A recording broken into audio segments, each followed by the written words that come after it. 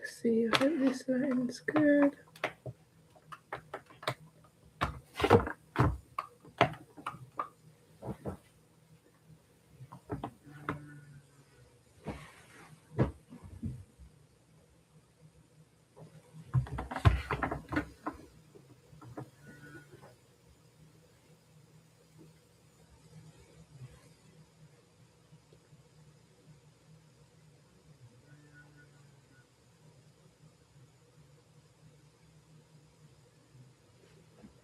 Testing, testing.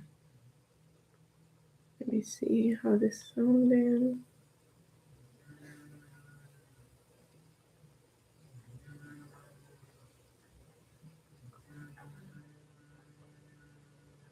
Oh, let me get.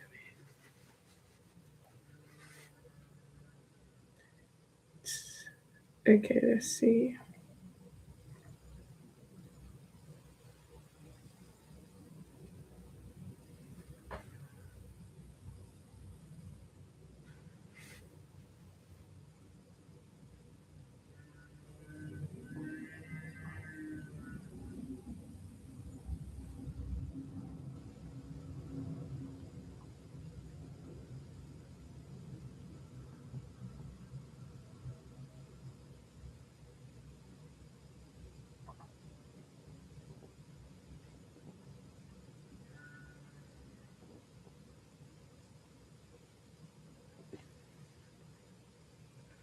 Just checking to see the quality.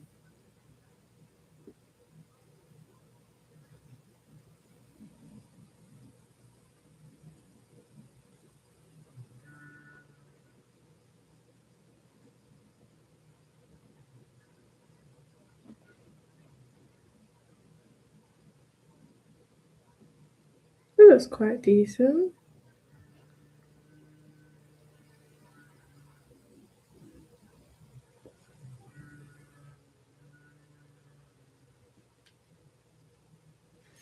So we are going to start very, very soon. Just testing. Just testing. Okay. We can see, we can hear. Amazing.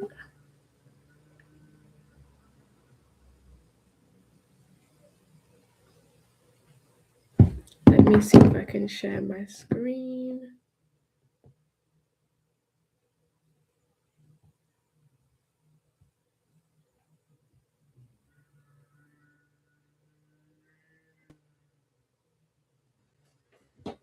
So this is on.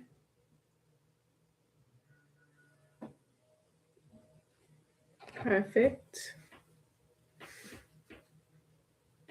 Ooh, I should move this to the side so I can see a bit better.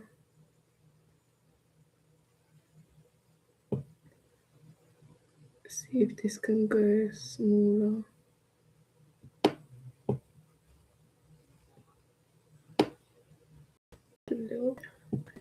Welcome. Just making sure that the presentation is being shown. Ooh, my light source.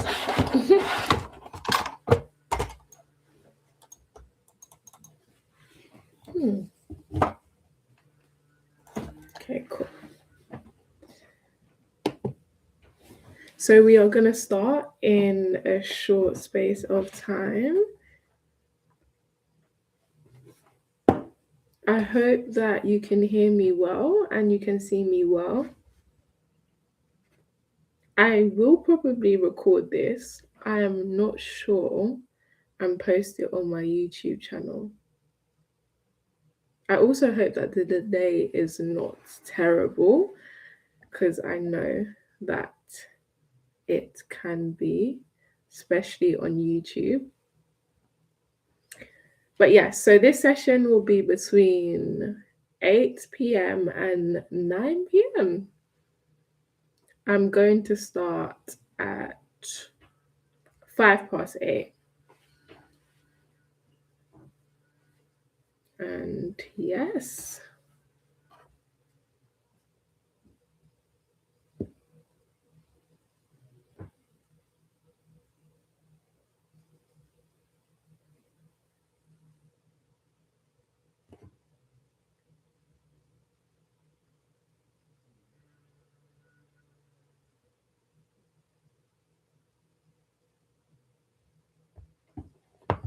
Okay. Let me see.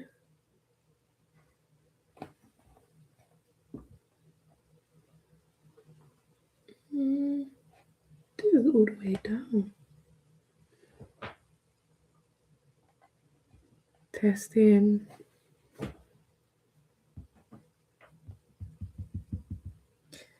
So we are about to start very, very soon. Let me see if I can bring this closer.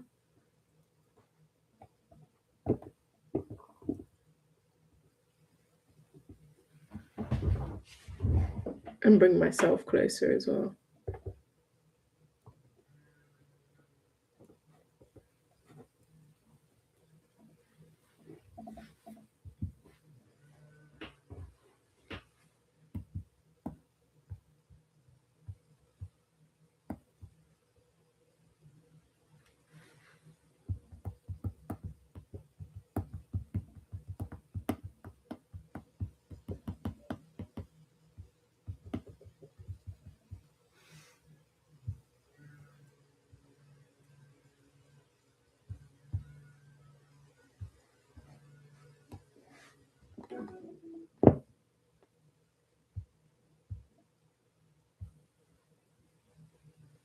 See.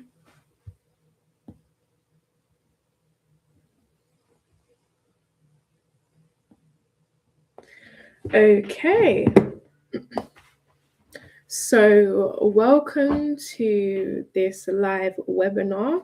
Today, we are going to be discussing different approaches to regaining control over your finances, especially in the area of debt.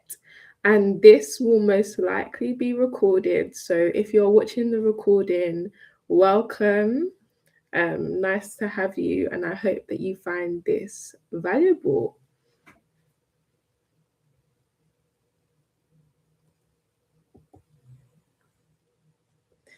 So we just need to make sure that the slides are moving. Okay.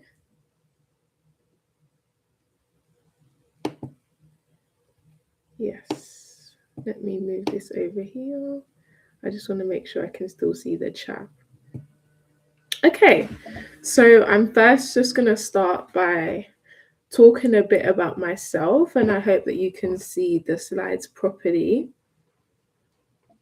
Well, my name is Amina Reese, so that actually is my name, my full name. And I am currently a financial educator and also a financial coach. So I do a bit of coaching as well. So if you are looking for a financial coach, I am here and I would love to help you in the area of your finances. Or if you're looking for a financial educator, that is my bag. So I help people to gain clarity in the area of their finances. I am passionate about teaching people about financial literacy. So that's also something that I do and I'm extremely passionate about. Because of this, I go to different organizations and communities and talk a bit about financial literacy. I'm also passionate about getting people to have real conversations around money because I think it's a bit of a taboo topic. I'm not sure why, but it is. So, yeah. And one of my key slogans is teaching what they never taught. Because there's so many things that I believe that should have been taught to us. Taught to us? That's not English. There's so many things that we should have been taught, whether we were in school or at home, about finances and money, but we were never taught them. So, one of my missions is to teach what they never taught. And as mentioned, I am passionate about helping people build wealth with purpose. So, yeah, that is a bit about me. And I am swiftly going to move on to the next slide. So, in today's session, I'm going to be covering a few things. Number one, I'm going to be covering why getting out of debt is key and key mindset shifts. Then I'm going to discuss and identify the root causes of debt, sorry, English. And then I'm going to discuss the two key approaches to clearing debt and some practical steps that we can take to clearing debt and regaining control of finances. And a few options, some next step options for you so that you can actually take action if you would like to. I usually do like to make these sessions extremely interactive, but as of right now, we do not have many people on.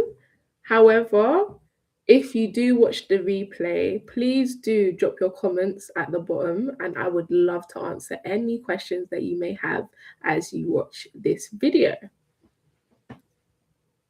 Okay, so why is it important to get out of debt? I think this is a very important question to ask.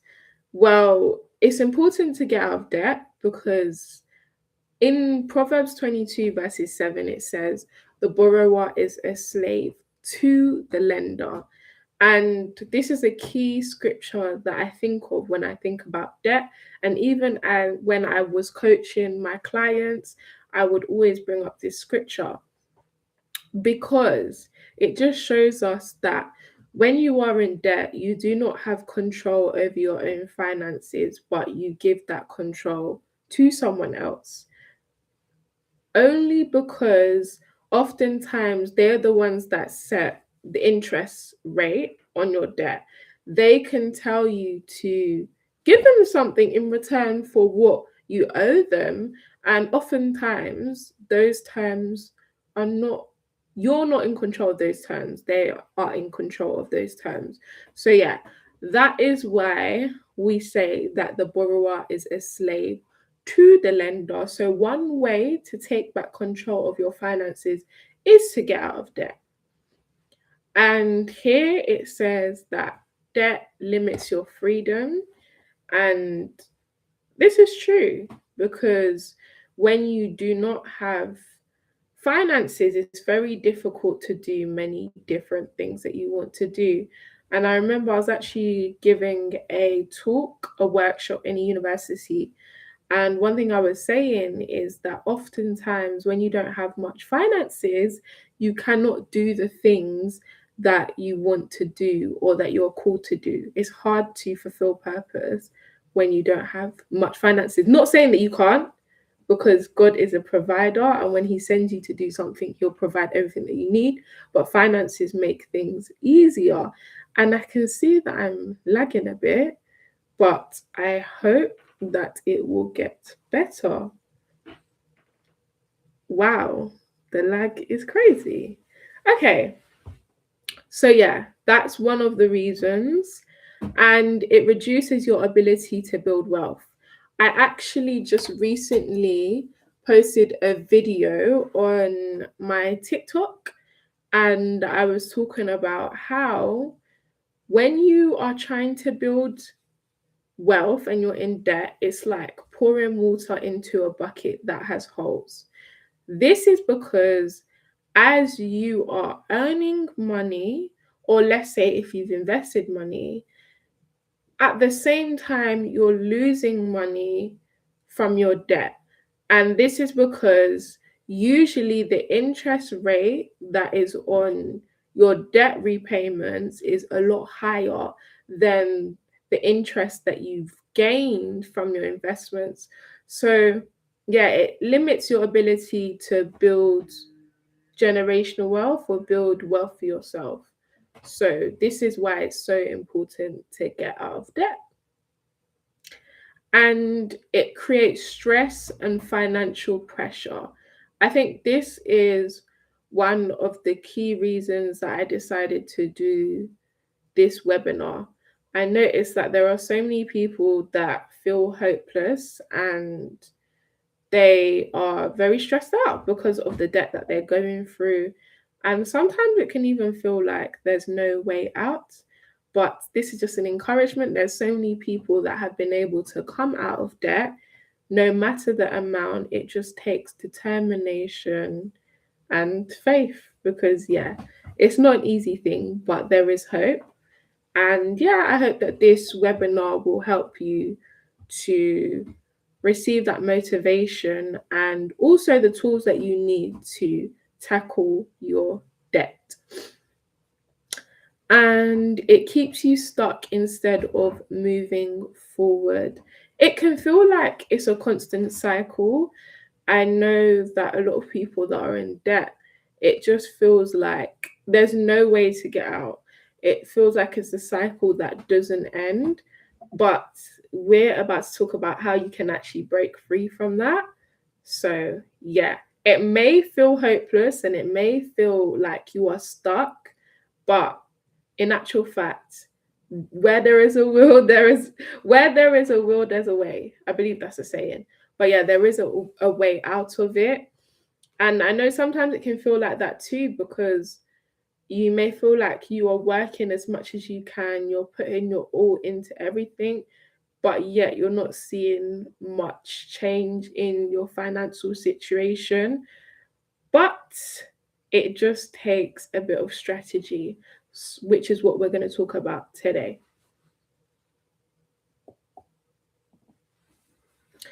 So, I just want to discuss some key mindset shifts that need to happen.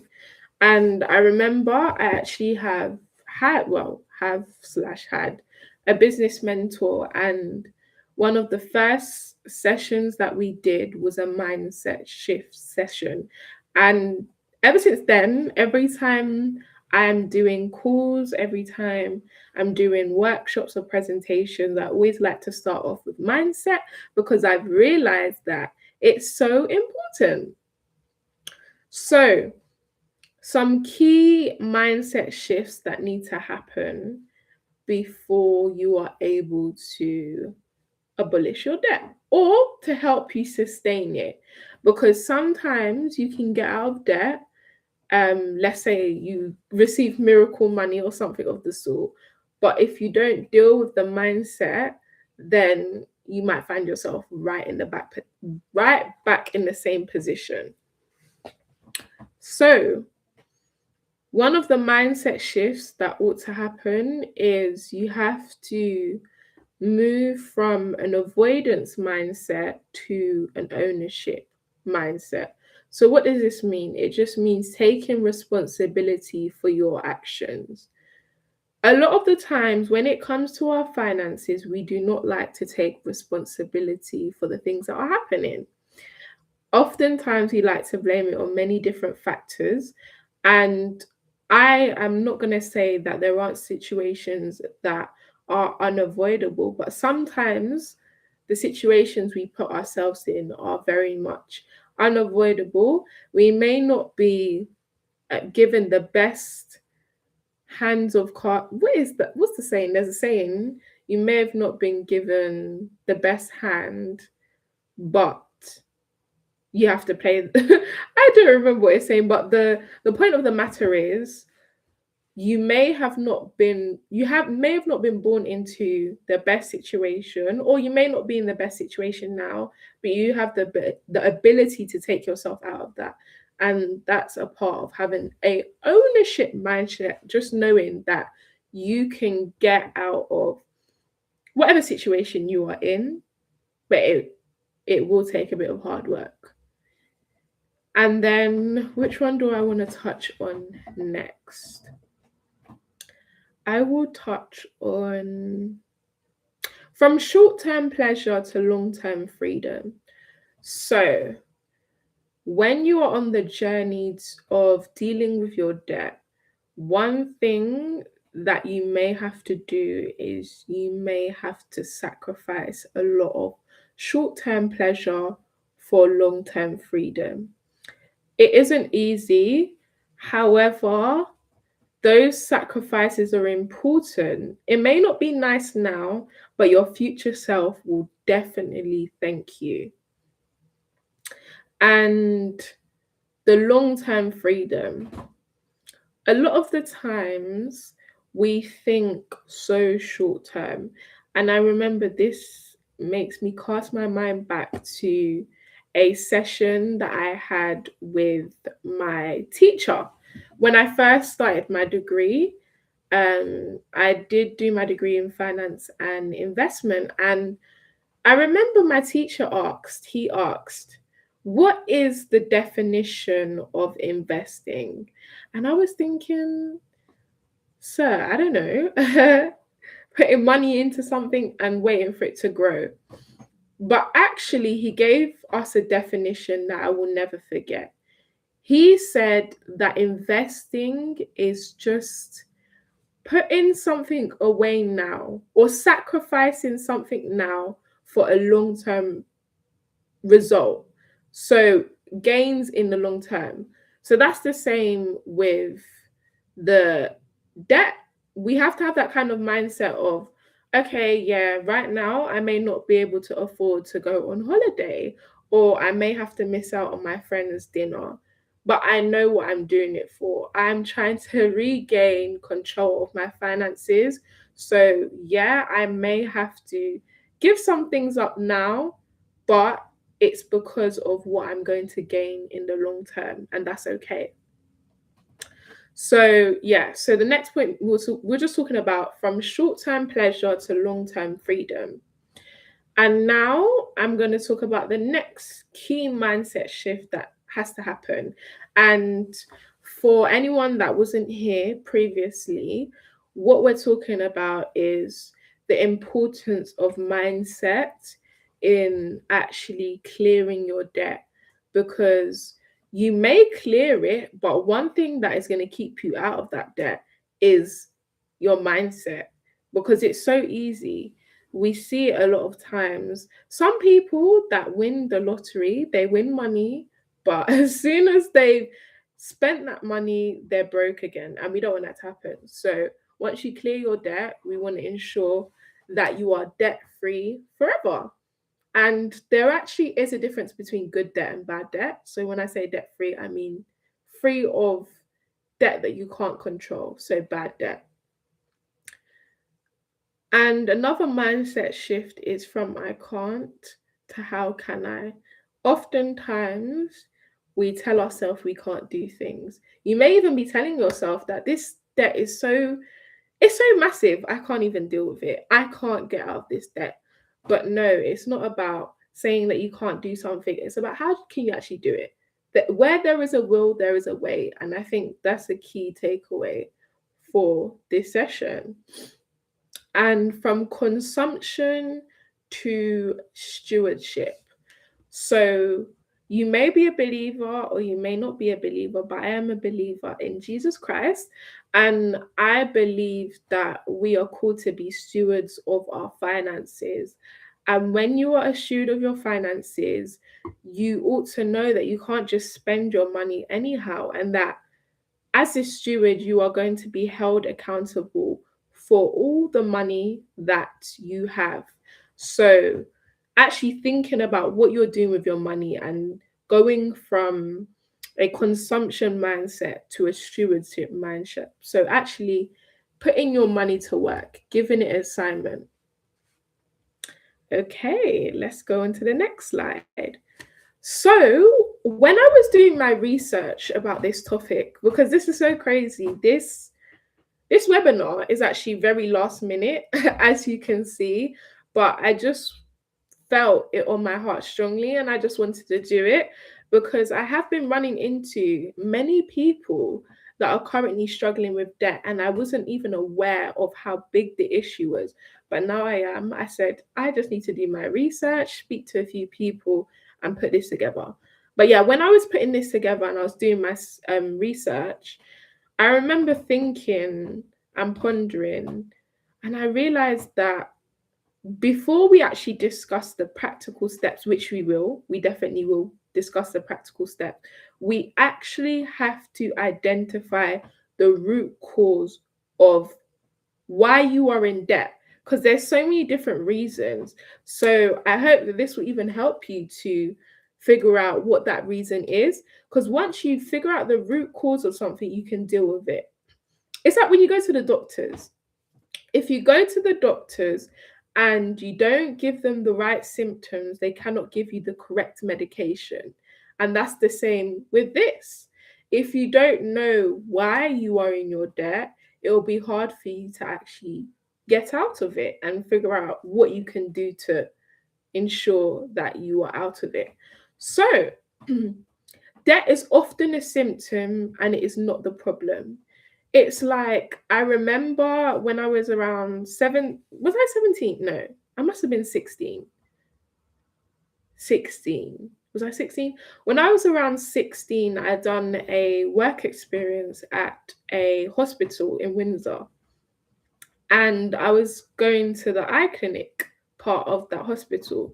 And I remember we were looking at some x-rays of people's eyes, and the consultant said to me that, oh, we can look at their eyes and see whether this person has diabetes.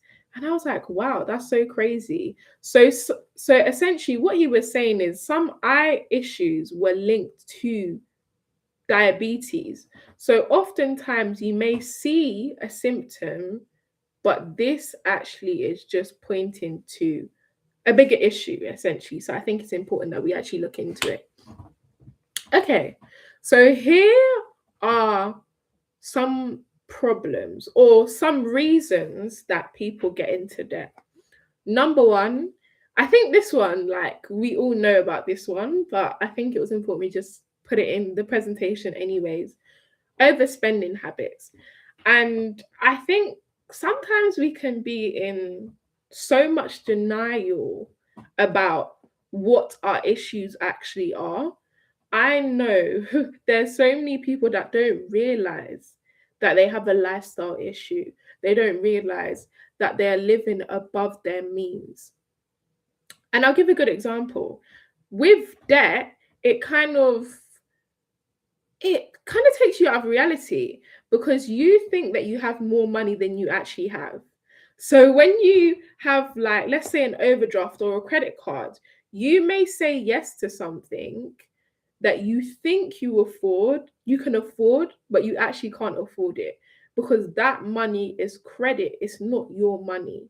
So credit usually should only be used to actually build wealth, and it shouldn't be used for lifestyle.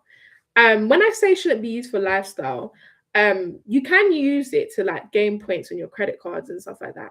But I mean using it because you cannot afford to pay for your lifestyle with your income. So overspending habits is one of them. The next one is a lack of financial structure. I realize that this one is so important. If you don't have your finances structured, oftentimes you cannot manage them well. And one thing that I do even want to mention is an emergency fund. I realize that a lot of people find themselves in debt because an emergency arises and you do not have a financial reserve. So one way to prevent yourself from getting back into debt once you've gotten out of debt is to build up an emergency fund. And this may even help you whilst you're in debt as well, so that when you have an emergency, you're not always relying on your credit, but you actually have money set aside for that emergency. And then we've got one, which is emotional spending. Great tip for this one is if you, one, I've spoken about it before, you can take your card off of Apple Pay. So make sure that you're always using your physical card. If you're using your physical card, you actually have to think about it a lot more.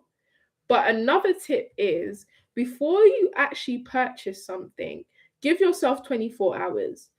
If you just give yourself 24 hours, after those 24 hours, a lot of the times you're going to realize, actually, I don't even need this.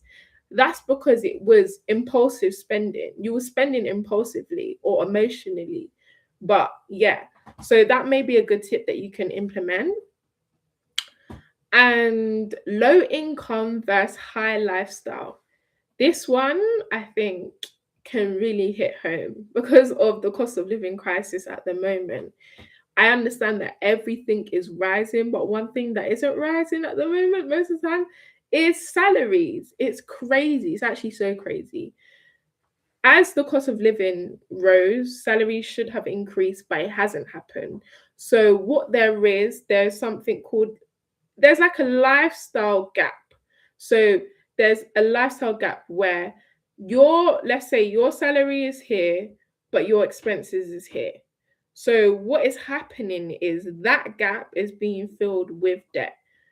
And yeah, so I think we're going to discuss a few things about income generation in this webinar as well.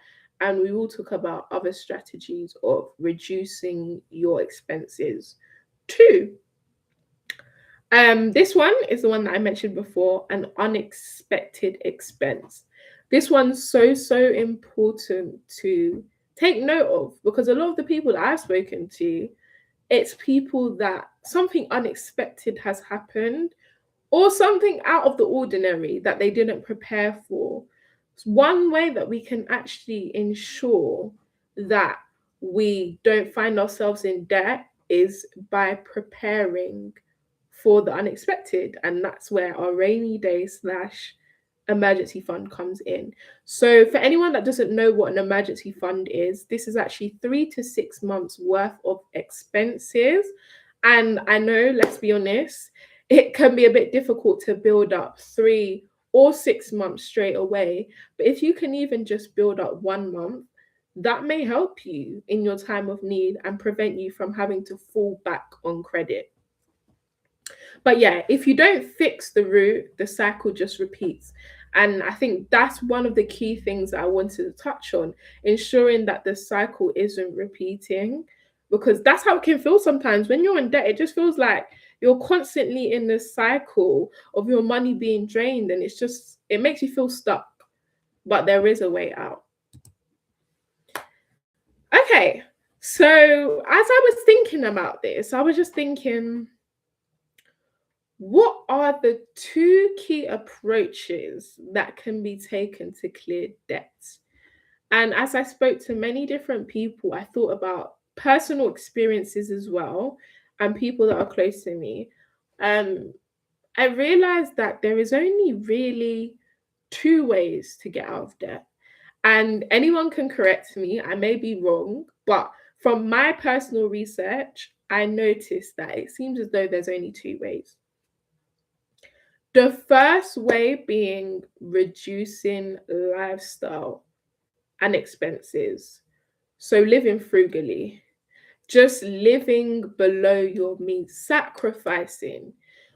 I seen this one lady on TikTok and I love her video. She was talking about how she got out of debt. And one of the ways that helped her to get out of debt was by bringing food out with her every time she went out, ensuring that she wasn't buying lunch at work, she wasn't getting takeaway. It just takes that extra mile and that extra step and the extra steps. It's not easy, however, it will pay off in the future, and we can't avoid the process. I didn't make this webinar to make it seem like getting out of debt is easy. It's not, but to show you that there are ways to actually get out of debt and what those ways may be for you. But I love to say something. I talk about personal finance, and one thing I like to say all the time is personal finance is extremely personal. So the way that you may get out of debt may not be the same way that someone else gets out of debt. So I just want you to keep that in mind. And even whilst you are in this webinar, maybe just jot down any thoughts that you have or any ideas that you may receive about getting out of this debt. So yeah, reducing lifestyle. What else may this look like? It may look like getting bus instead of train. It sounds crazy, but it's worth it.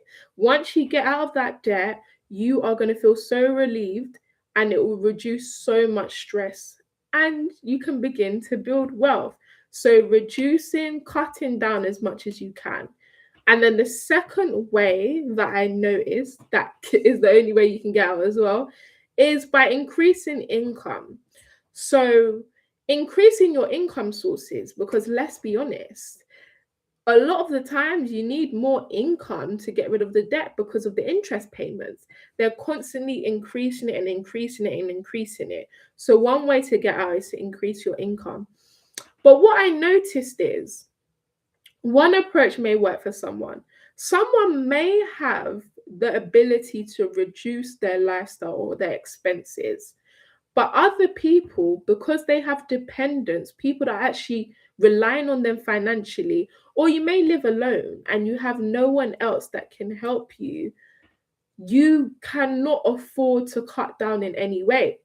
So, for those people that can't afford to cut down in any way, you may look into increasing your income. But an approach that you may want to take is a balanced approach, a bit of both, where you reduce as much as you can, because we have to be realistic about that as well, and you also increase your income. But one thing I would like to say is that with everything in life, you have to really put your all into it. So you may think that you cannot reduce any expenses, but trust me, if you just open your banking app and look through your banking app, you will see some subscriptions that is just unnecessary, and you can literally cut them out. But yeah, if you're so focused and determined to get rid of that debt, you will do it, and you will be willing to put in the hard work. And I just wanted to encourage you to put in that hard work and actually take charge. You can actually do it. So, we're going to discuss the first approach. So, with the first approach, reducing expenses. So, how can we actually practically go about doing this? And if you do have any questions, please pop them in the chat bar. I love for things to be interactive, but if you want to listen to me talk, that's amazing as well. I can talk for England. But yes, so first, we have to start by tracking every expense. And when I say every, I mean every expense, down to the penny, down to the T. When it comes to finances, you have to be very, very precise. One thing I realized is that people love to estimate.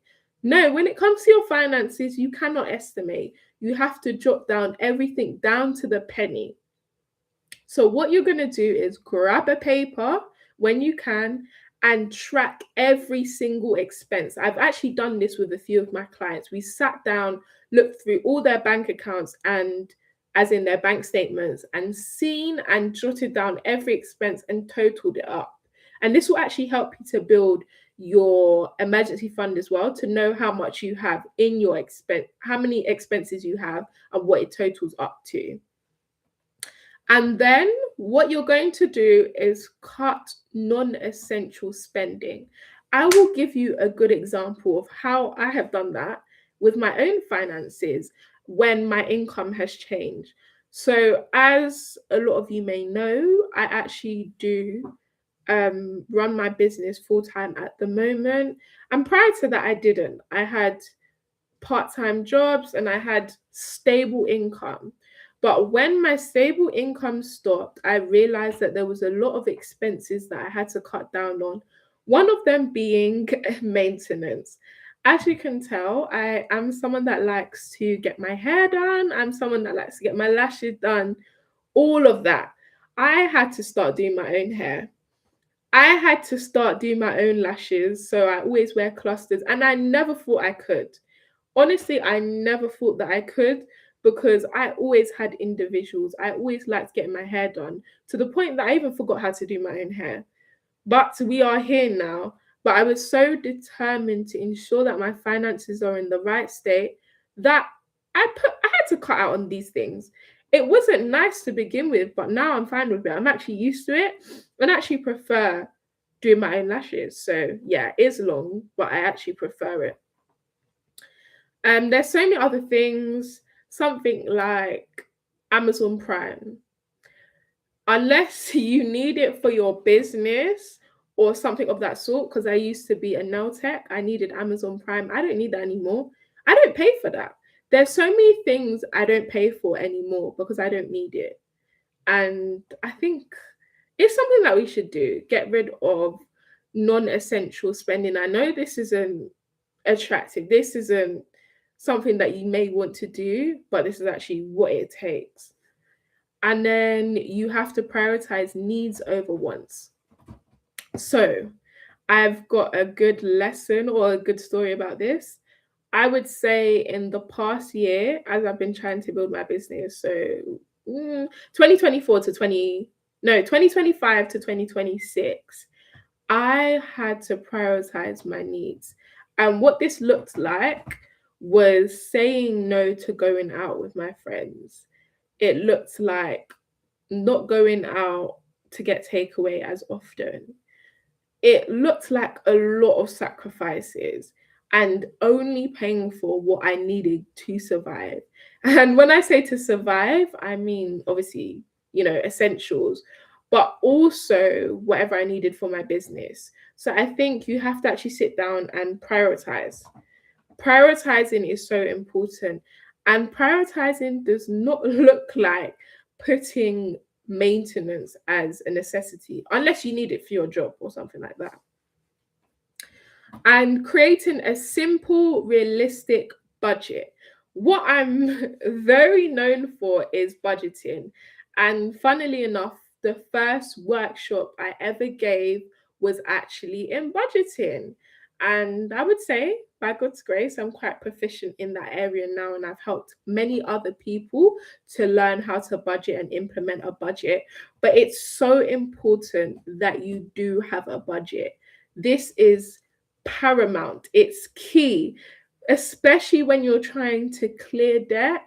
It is so, so, so important. Why?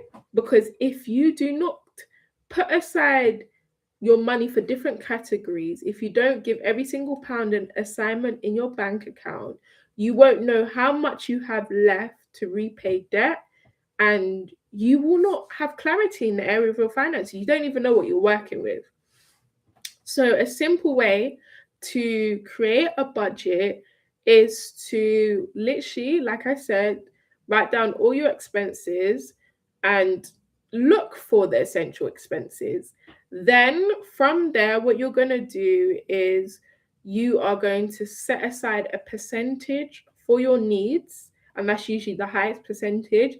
There is a common budget percentage, which is 50, 30, 20. But I know a lot of people are saying that it doesn't cover enough now because everything's so expensive. So if you live at home, you can do the 50, 30, 20 rule. That will probably work. But if you don't, you may want to do something like the 70, 20, 10 rule, which is going to be 70% going towards your needs, then 20% is going towards your wants. So wants is just things that you want, like buying, shopping, going out with friends, buying gifts. And then the 10% will go straight to repaying your debt. Usually it'll be for savings or investing. But when you are in debt, that is your highest priority, to clear your debt, because the interest payments are not a joke, as you guys will know. They are eating away at your wealth. So as quick as you can clear it, the better. And for increasing income, I would actually like to read a story for you, and it comes from the Bible. It is from 2 Kings 4, verses 1. If you are able to read along, that would be amazing. But if not, that's fine. I can read it for you. I'm going to read it from the NLT version. Yeah, I'll read it from the NLT version. Please bear with me. Just getting it up on my phone. Yes, so this is what we're reading. So, from verse 1, one day the widow of a member of the group of the prophets came to Elisha and cried out, "My husband who served you is dead, and you know he feared the Lord. But now a creditor has come, threatening to take my two sons as slaves. What can I do to help you?" Elisha asked. "Tell me, what do you have in the house?" "Nothing at all except a flask of oil, olive oil," she replied. And Elisha said, "Borrow as many empty jars as you can from your friends and neighbors. Then go into your house with your sons and shut the door behind you. Pour olive oil from your flask into the jars, setting each one aside when it is filled." So she did as she was told. Her sons kept bringing jars to her, and she filled one after another. Soon every container was full to the brim. "Bring me another jar," she said to one of her sons. "There aren't any more," he told her. And then the oil stopped flowing. When she told the man of God what happened, he said to her, "Now sell the oil and pay your debts, and you and your sons can live on what is left over." So I actually wrote a few notes when I was reading this, because I feel, as a believer, I believe that everything we need for life is actually in the Word of God. It's in the Bible. So I thought that it doesn't exempt debt. So I'm just trying to find what I wrote down, because I wrote some specific points for specific verses. Yes, I've got it now. So what I noticed is that it teaches us a few things. In the verse 1, it shows us that oftentimes we find ourselves in unexpected situations. So here, the widow lost her husband. So she would never be expecting for that to happen. She lost her husband, and that meant that she now had to take on her husband's debt. And I can only imagine in those times that she wasn't working and her husband was the main provider. So it put her in a very difficult situation. But what this taught me is the importance of having multiple streams of income and preparing for the unexpected. That's where we talk about the emergency funds, and we can talk about savings as well, which is so important. And one thing I noticed too is this left the widow in a desperate situation. And why I wanted to mention that is because when you are in debt, it may feel like you're in such a desperate situation. It just feels like this situation is too big, but there's nothing too hard for God. So even if you are in this situation, there is a way out, there is hope. And then the verse 2, it taught me that, let me see if I can just even the verse 2. "What can I do to help you?" Elisha asked. "Tell me what do you have in the house?" She said, "Nothing at all except a flask of olive oil," she replied. It made me realize that oftentimes we think that we don't have anything to work with. And she thought, oh, the only thing she had was the flask. And she was probably thinking, what can I even do with a flask? That's all I have. But everything that you need to get out of your situation is within you. You actually have what you need to get out of this situation. You just have to believe it. And then the verse 3 it taught me something interesting. And then Elisha, the prophet, said, "Borrow as many empty jars as you can from your friends and your neighbors." When you are in debt and you're trying to get out of debt and you need to increase your income sources, you have to be resourceful. You have to look at what are the skills that you have, what are the opportunities that you have. Maybe you are someone that can actually take on extra shifts in your work. I know that nurses can actually do extra work outside of their salary. Whatever it is that you can do, you can take it on. If you are someone that has a 9 to 5, you may want to take on a side hustle as well, increase your income streams. So there's many different ways that you can be resourceful, or you can look in your circle to see who you have around you that can help you to take on more opportunities that can help you to increase your income. And then, so the resourcefulness, and I also said leveraging your network. I think that's a key thing. A lot of people often ask me how I've had some of the opportunities that I've had in such a short space of time. Network. Your network is everything. As they say, your network is your net worth. And yeah. Oh, what I wrote is, who do you have around you that can help you multiply what you have? You may have something, but you may need to use the people around you to multiply what you have. And one thing I noticed is that in the verse in the verse 3, Elisha said, borrow as many empty jars as you can. And the widow actually obeyed and did that. It said, as many empty jars as you can. She didn't, by the looks of it, it seems as though she didn't have so much oil, but she went and she borrowed a lot of jars. That showed that she was preparing for a big harvest. It may have seemed like there wasn't much there, but she still prepared for something big. And that's a lesson. We actually have to prepare. We have to prepare. It may seem like you may not have the means to get a lot of clients right now, but you have to prepare for those clients because they're coming. But yeah, she was audacious and she had hope.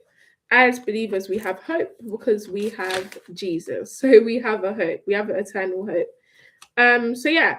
And there's a few other things. The verse 4, one thing I noticed is that Elisha told her to shut her door. And what this made me realize is that when you are trying to get out of debt or you're believing God for a miracle, you have to do a lot of the times you have to do it in secret, because the truth is not everyone has the best intentions for you. So whilst God is cooking something up for you, just make sure that you keep it to yourself. You kind of have to move in silence. Only the people that need to know need to know. Verse 5 showed me the importance of obedience. The widow was obedient to the word that was given to her. So when God tells you to do something, you have to be obedient, even if you don't. At the time, you may not believe it, you still have to act in obedience.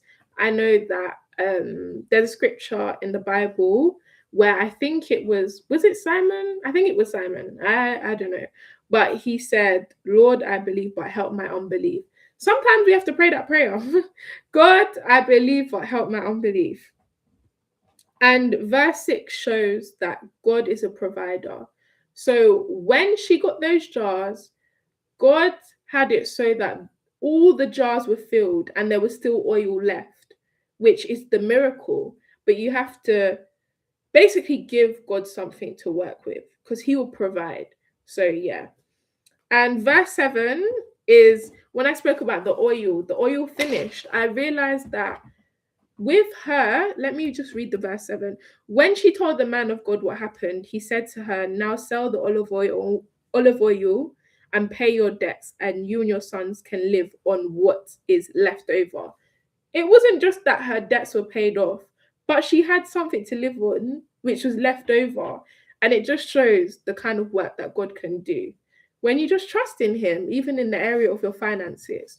So yeah, if you believe that you cannot reduce your expenses, maybe you just have to increase your income and believe God for that. So just look inside of yourself and just think, what do I have that's in my hand? Ask yourself, what is in my hand? Because you all have something in your hand. We all have something in our hand that God has given us. So the practical steps to actually clear debt. And this is a very important part of the session. So you have to list all your debts clearly.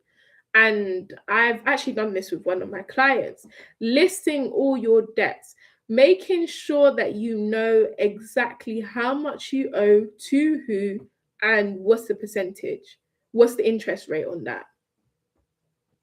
Choose a repayment strategy. So there's two strategies. We've got the snowball and the avalanche. I don't think I say the avalanche one correctly, but yeah. So the snowball approach is where you are going to tackle your smallest debt first and make your way up. And usually this is one of the approaches that a lot of people like to do because it gives you motivation. When you deal with the first debt, it just makes you feel like, wow, like I've done this, I can continue to go. It gives you that kind of adrenaline to keep going and the motivation. So a lot of people like that one. And the other method is the avalanche method. With this method is preferred for some people because this is the method that will save you the most money. Because what you're going to do is you are going to attack the highest interest debt first and make your way down so that you stop the leaks. Earlier in this session, I was talking about how having debt, building wealth with debt is like having a bucket with holes in it. So what you are doing when you're with both methods actually, you are going to basically patch the holes. As you get rid of debt, you're patching the holes. But when you do the avalanche method, it's like you're patching the bigger holes essentially because the interest is higher. But the snowball method may be a more practical step for you. So do what you think works for you, because the avalanche method may be good in hindsight, but not actually practical for you. So yeah, keep that in mind. And this is one way to go about it as well. Set monthly repayment targets and ensure you're paying the minimum. I spoke to one of my clients about this, and we were just discussing how you have to write down the plan, write down the vision, and make it plain. So this year, you should already have a financial plan that tells you how much you want to clear of your debt. If not everything, what percentage of your debt do you want to clear? You have to write down those specific numbers and know, so you know what you're working towards. And every single quarter, you look back on it and see how much have you worked on. And not, if not quarter, every single month, whatever works for you. But you have to note it down and set targets. And you must ensure that you are paying the minimum. At least paying the minimum. This is key. So whatever method that you decide to go and use, just make sure that you're paying the minimum on all your debts so that you don't put yourself in any more trouble. And then you can go about increasing your income streams. And with the increasing income streams, I like to think of it as being resourceful. So I would love to I'll use my mum as an example because she's a nurse.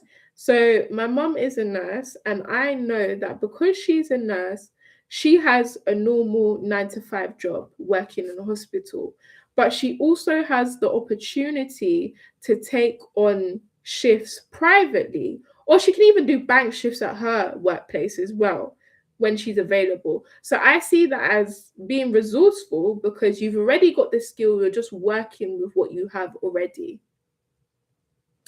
instead of going out and trying to do something big and something new. It doesn't have to be spectacular. It might even look like working 2 jobs if you're young, but I understand when you are past a certain age, it can be a bit difficult, because of health and also due to certain responsibilities you may have having children. But when you're young, you should go all in. You should literally work as hard as you can and clear that debt. Staying consistent and tracking progress. This is so important. You have to stay consistent. If you're not consistent, you will not be able to clear the debt. And with everything in your finances, consistency beats a strong effort in one time. I think there's a saying. I don't know if it's consistency trumps intensity. I don't know what the saying is, but all I know is that consistency is the best way forward. And tracking your progress. If you don't know how much you've cleared so far, it can get difficult because once you know the exact amounts that you've cleared, it can actually act as a form of motivation and accountability. I included this one last minute, and I think it's very, very key. If you are able to, please surround yourself with other people that have a similar goal, other people that are very driven and are very determined. Sorry, why I say very determined to get rid of their debt. Because when you're around other people, when it gets hard, you can encourage each other. So if you don't have other people that are in the same situation, just someone that you trust, that you can be accountable to, and that can keep you on the right track and remind you of your financial goals. So when you're looking when you're looking to take out a crazy expense or go and pay for something unnecessary, they will remind you actually, um, no, because you're trying to clear your debt right now. So they'll just bring you back on the path. So I think that's why accountability is so key. Okay, so I just want to discuss a few next steps. And wow, it's so small. I don't know if it's small for you guys too, but it's really small. So if you are ready to take action, there are a few steps that you can take and that I can help you with. If you are interested in booking a one-to-one call, I can do that for you. As I mentioned, I've actually walked a few people through similar situations, and I love to be there with you, whether it's long term or just a one off session where we can sit through and actually go through your debt and create a strategy. And if you'd like to go for that, you can DM me plan, and I would love to walk you through that. But if not, I would love for you to just stay tuned for what I'm going to post, because I will post a lot more content around debt. And yeah, look out on the YouTube as well. I've got a few things coming for you. So yeah, those are some of the next steps, and you probably know where to find me. But if you want to screenshot this or you want to take a picture, please feel free to. And just in closing, you don't need more time. You need a plan. You need a plan. So just make sure that you get that plan down. I'm actually rooting for you. I really do hope that you found this session something helpful and you found it a blessing, and that you can actually put a few things in place. And yes, your financial freedom starts with one decision. Today, you can actually decide that you are going to tackle that debt and you're going to regain your control. It just takes one decision. And if you do have any questions, I would love for you to pop them down below, and I'd love to answer any questions. But if not, that is the end. And it's so crazy. Ended right on time, 9 p.m. That wasn't even planned. I didn't even realize the time.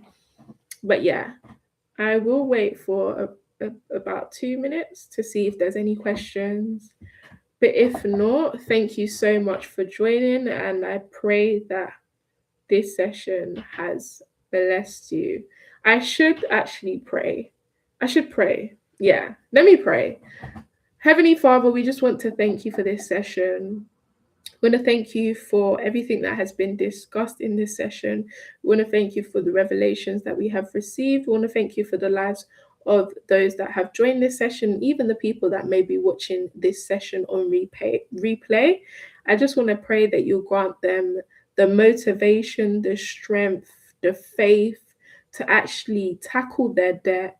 And God, I'm praying, oh Lord, that you'll grant them the exact strategy that they need to get out of this debt. In the mighty name of Jesus, we have prayed. Amen. Amen. So the session is now over. Thank you so much for joining once again.